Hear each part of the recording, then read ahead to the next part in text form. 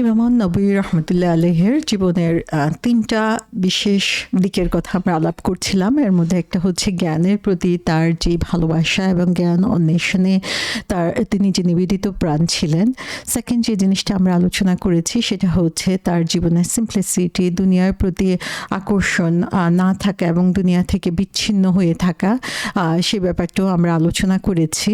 এবং থার্ড যে জিনিসটা আমরা দেখি সেটা হচ্ছে যে অন্যায়ের বিরুদ্ধে কথা বলা এবং সত্যকে প্রতিষ্ঠা করার জন্য যে কাজ করা, সেটার ব্যাপারেও তিনি কিন্তু পিছিয়ে ছিলেন না।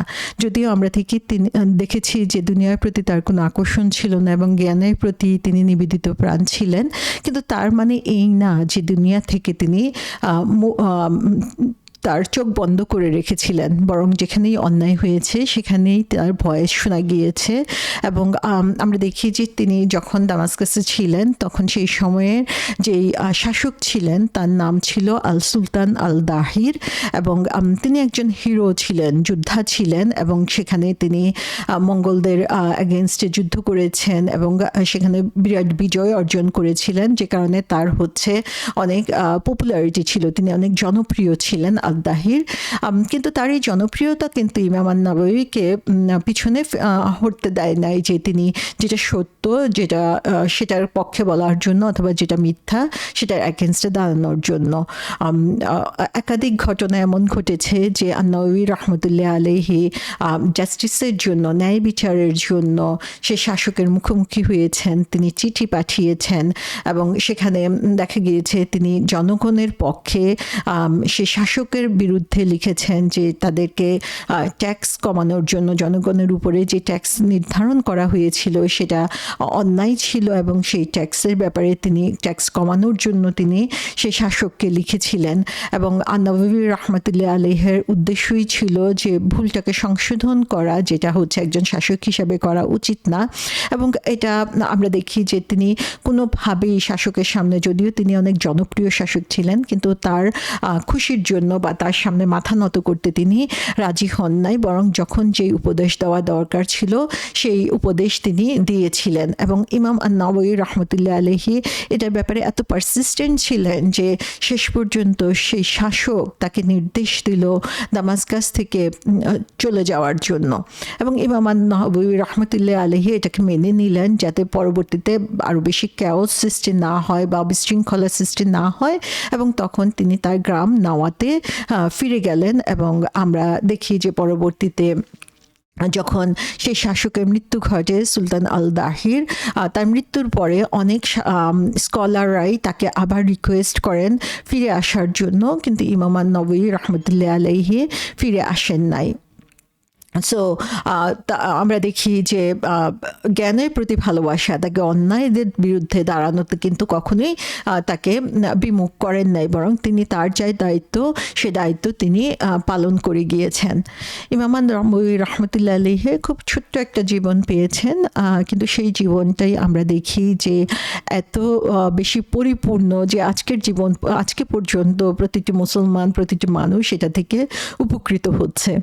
ইমাম নববী রহমতুল্লাহ আলাইহি তার নিজ গ্রাম নাওয়াতে যখন ফিরে আসলেন তখন সেখানে তিনি অসুস্থ হয়ে পড়লেন এবং সেখানেই তিনি মারা গেলেন 676 হিজরিতে, এবং 45 বছর বয়সে তিনি মারা যান। সুবহানাল্লাহ, কত সংক্ষিপ্ত একটা সময়, কিন্তু সেই সংক্ষিপ্ত সময়টাই কত বেশি আলোকিত।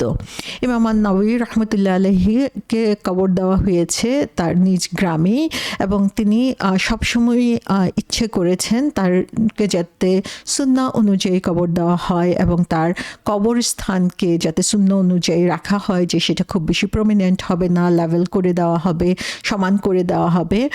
তো পরবর্তীতে আমরা দেখি যে যেটা সাধারণত হয়ে থাকে, মানুষ ভালোবাসার কারণে অথবা সম্মানের কারণে সে কবরস্থানটাকেই হচ্ছে একটা প্রমিনেন্ট স্থান হিসেবে রেখে দিতে চায়, এবং সে কারণে তার কবরের উপরে ডোম বা স্তম্ভ তৈরি করতে চেয়েছিল।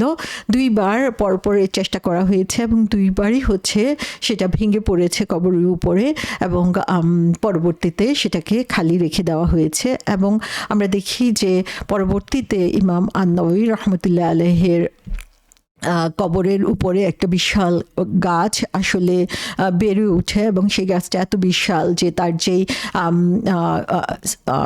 ট্রাঙ্ক বা তার যে বডিটা সেটা বলা হচ্ছে যে সেটা হচ্ছে 10 ফুটের মতো চওড়া, সেরকম বিশাল একটা বৃক্ষ সেটার উপরে গড়ে ওঠে। তো আমরা দেখি যে আল্লাহ সুবহানাহু ওয়া তাআলা তার কবরস্থানকে সুন্নাহ মতো প্রিজার্ভ করেছেন তার কুদরত দিয়ে।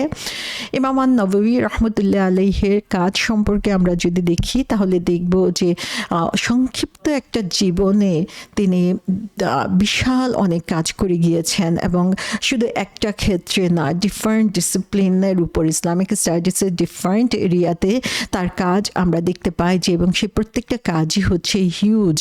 তিনি ফিকার উপরে কাজ করেছেন, হাদিসের উপরে কাজ করেছেন, সুফিজমের উপরে কাজ করেছেন, কোরআনের উপরে কাজ করেছেন। সো ইমাম আন-নববী রাহমাতুল্লাহ আলাইহির কাজ হচ্ছে বিভিন্ন সেক্টরকে কভার করে, শুধুমাত্র 40 হাদিস না, এই 40 হাদিস ছাড়াও, এই 40টা হাদিস ছাড়াও ইমাম আন-নববীর হচ্ছে হাদিসের উপরে অনেক কালেকশন রয়েছে। যেমন রিয়াদুস সালিহিন, এটা আমরা জানি যে খুবই ফেমাস, আমাদের প্রত্যেকের ঘরে ঘরেই রিয়াদুস সালিহিনের একটা কালেকশন থাকে, অথবা আমরা সবাই এটা পড়েছি। আল আজকার, সহি মুসলিম, সহি বুখারীর উপরে কমেন্টারি বা ব্যাখ্যা, সেটাও আমরা দেখতে পাই ইমাম আন-নববীর যে কাজ সেটার মধ্যে। এবং তিনি শাফি মাযহাবের অনুসারী ছিলেন, শাফি স্কুলে তিনি পড়াশোনা করেছেন, কিন্তু তিনি একটি বই লিখেছেন, সেটার নাম হচ্ছে আল মাজমুয়া। এটা হচ্ছে 30টা ভলিউম, হিউজ একটা বই, কিন্তু তিনি সেটাকে কমপ্লিট করে যেতে পারেন নাই। সেটা হচ্ছে কম্পারেটিভ ফিকের উপরে, যে সমস্ত মাযহাবের ডিফারেন্ট ইস্যুকে একসাথে করে তিনি এই বইটাকে কম্পাইল করেছেন। সো এখানে আমরা দেখি যে ইমাম আন-নববী রাহমাতুল্লাহ আলাইহির যেই কালেকশন অথবা তার যেই লিখা, তার যেই অবদান ইসলামের ব্যাপারে, সেটা আসলে অনস্বীকার্য। এবং তার এই কাজ থেকে আমরা দেখি যে সুবহানাল্লাহ, এই স্বল্প সময়ের মধ্যে মনে হয় যেন প্রতিটা মুহূর্তেই তিনি এই বই লেখার কাজে ব্যয় করেছেন। প্রতিদিনই হচ্ছে তার জীবনে অনেকগুলো পেজ লিখতে হয়েছে এই বইগুলোকে কম্পাইল করার জন্য। সুবহানাল্লাহ, কীভাবে তিনি তার সময়কে কাজে লাগিয়েছেন, কিভাবে প্রতিটা সময়কে তিনি ইউটিলাইজ করেছেন, এবং আল্লাহ সুবহানাহু ওয়া তাআলা তার এই যে সিনসিয়ারিটি, তার যে চেষ্টা, সেটাকে অবশ্যই পুরস্কৃত করবেন এবং আল্লাহ সেটাকে কবুল করে নিন। এখন আমরা যে বইটা নিয়ে আলোচনা করব, 40 হাদিস বা ইমাম আন-নববী, ইমাম আন-নববীর 40টি হাদিস, সেই বইটা সম্পর্কে ইমাম আন-নববী কি বলেছেন সেটা নিয়ে আমরা একটু আলোচনা করব। তো তিনি তার বইয়ের মধ্যে এই বইটাকে কম্পাইলকে 42টা হাদিসই কেন তিনি চুজ করেছেন সেই ব্যাপারে তিনি নিজে যে কারণ দর্শন করেছেন, সেখানে আমরা দেখি যে সেখানে বলা হয়েছে, রাসূল সাল্লাল্লাহু আলাইহি ইসলামের একটা হাদিস তিনি উল্লেখ করেছেন। সেখানে বলা হয়েছে যে কেউ হচ্ছে 40টা হাদিস, রাসূল সাল্লাল্লাহু আলাইহি ইসলামের 40টা হাদিস মুখস্থ করবে, আল্লাহ কিয়ামতের দিন তাদেরকে আলেম বা স্কলারদের সাথে আবার পুনরুজ্জীবিত করবেন।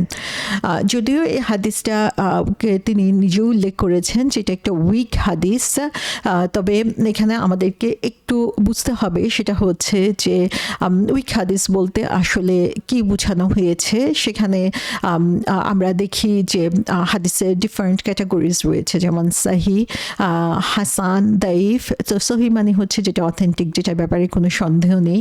হাসান মানে হচ্ছে এটা ভালো, এটা অ্যাকসেপ্টেবল। দাইফ বলতে উইক বোঝা যায়। এবং এখান থেকে আমরা দেখি যে হাদিসের অ্যাকসেপ্টেবিলিটি কীরকম। উইক হাদিস যখন বলা হয়ে থাকে, সেটার ব্যাপারে ডিফারেন্স অফ ওপিনিয়ন রয়েছে। সো উইক হাদিসের ব্যাপারে বলা হচ্ছে যে এটা হচ্ছে কেউ কেউ বলেছেন যে এটা গ্রহণ করা যায় যখন তোমার প্রয়োজন, আবার কেউ কেউ বলেছেন যে উইক হাদিস কখনোই গ্রহণ করা উচিত না। তবে মেজরিটি ওপিনিয়ন বলেছেন যে ভার্চুয়াস ডিডস যেগুলা বা রিমাইন্ডার যেগুলো দিয়ে হচ্ছে আমাদের মোরালিটি ইমপ্রুভ হয় এবং আমাদের জীবনকে উন্নত করা যায়, সেই সব ব্যাপারে উইক হাদিস গ্রহণ করা যায়। আকীদার ব্যাপারে হচ্ছে বা আমাদের বেসিক ফাউন্ডেশনাল ব্যাপার সেগুলোর ব্যাপারে হচ্ছে আমাদেরকে সতর্ক হতে হবে।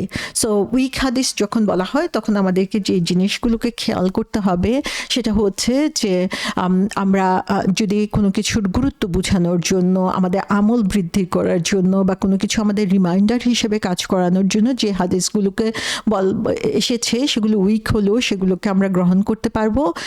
লিগাল রুলিংসের ব্যাপারে অথবা আমাদের বেসিক রুলস যেগুলো ইসলামে সেসবের ব্যাপারে আমাদের ইমানের সাথে রিলেটেড সেগুলোর ব্যাপারে আমরা উইক হাদিস গ্রহণ করতে পারি না।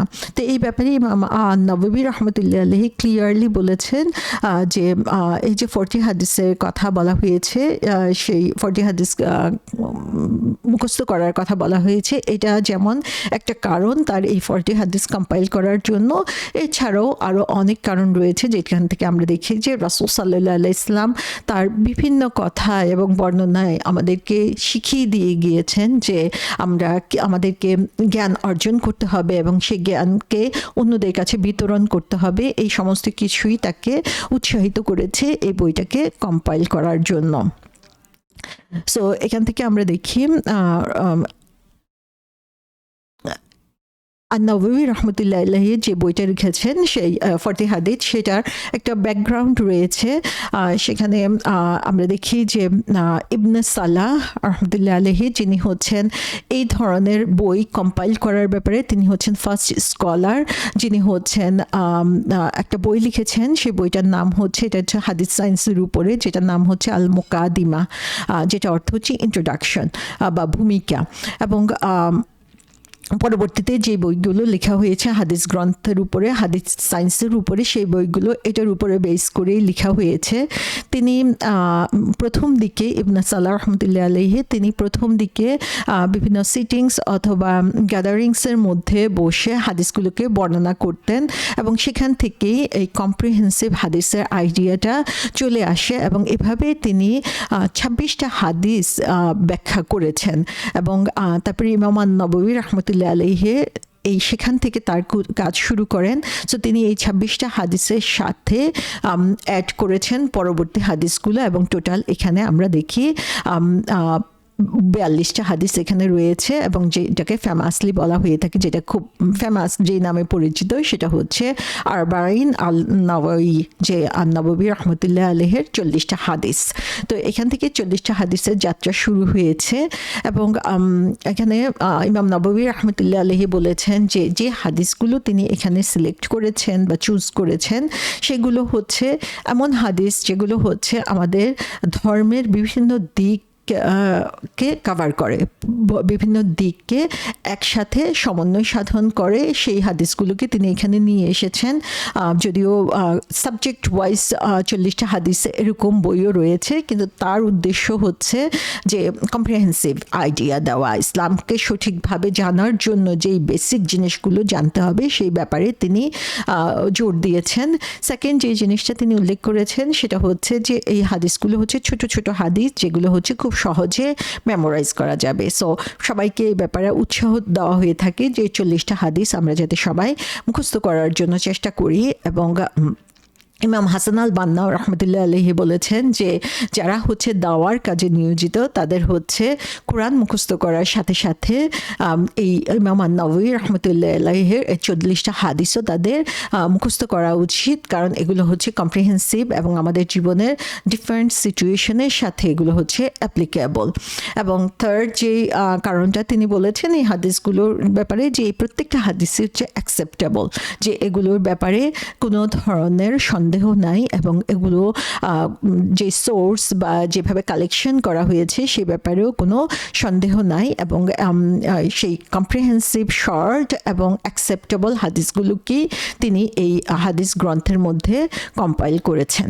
তো সুবহানাল্লাহ, আমরা একটা ইসলামের খুবই গুরুত্বপূর্ণ একটা দিক হাদিস, যেটা আমরা জানি যে কোরআনের সাথে সাথে হাদিস জানা আমাদের জন্য অত্যন্ত গুরুত্বপূর্ণ এবং সে হাদিসের ফাউন্ডেশনাল ওয়ার্ক বা কম্প্রিহেন্সিভ ওয়ার্ক বা মূল যে জিনিসগুলো আমাদেরকে একজন মুসলিম হিসাবে জানতেই হবে, সেরকম গুরুত্বপূর্ণ একটা হাদিসের বুক আমরা শুরু করতে যাচ্ছি। আল্লাহ সুবহানাহু ওয়া তাআলা আমাদের সবাইকে সঠিক জ্ঞান দান করুন যাতে আমরা এই হাদিসগুলোকে জানতে পারি, বুঝতে পারি এবং সে অনুযায়ী আমাদের জীবনকে আলোকিত করতে পারি।